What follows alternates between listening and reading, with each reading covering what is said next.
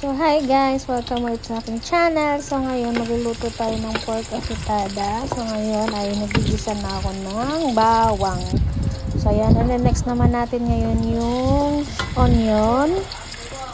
Ayan. Tapos haluin lang hanggang sa medyo mag-brown konti. And then next naman natin itong pepper. Ayan, konti lang din yung nilagay kasi yan yung sabi ng pinsan ko, kailangan isabay din siya sa gisa. Tapos meron din ulit mamaya para sa huli niya. And then next na ilalagay dyan is yung sauce. Ano tawag dyan? Yung tomato sauce ba tawag dyan? Ayan, tapos isabay din daw yan sa gisa sa ating bawang at saka yung onion. And then, haluin lang din mabuti. Kailangan lang din natin siya gisahin talaga ng maayos. And next, ilalagay na din natin itong pork natin na ating minarinate kanina sa toyo at saka kalamansi. So, ayan. Gigisahin din natin siya. Hahaluin din natin ng maayos.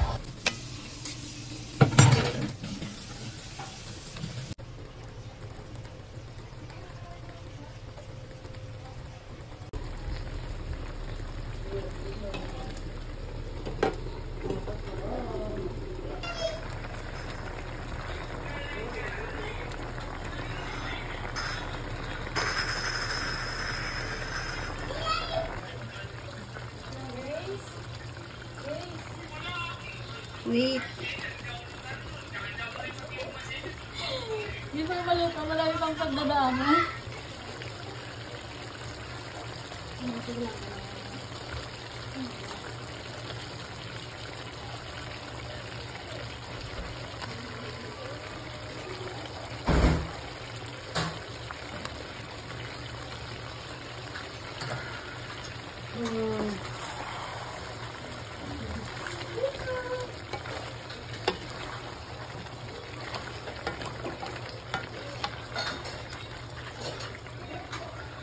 So, ayan, kompleto na yung carrots at saka yung patatas. Then, halu-haluin lang siya hanggang sa mahalo ng maayos.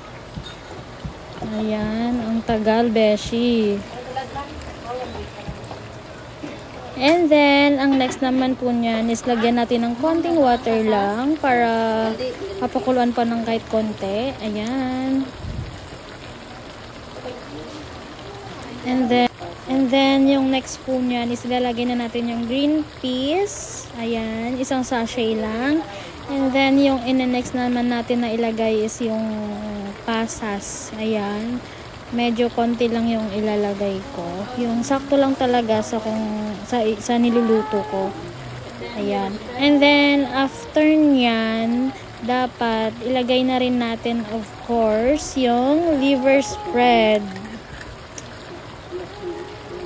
So, ayan. Isang lang din ng liver spread. Yung konti lang, yung katamtaman lang. Yung saktong-sakto lang din. So, ayan. And then, after nyan, kailangan lang din siyang halu-haluin. Para naman mag-mix din siya, of course. Ayan. And then, ilalagay natin ulit yung natirang black pepper.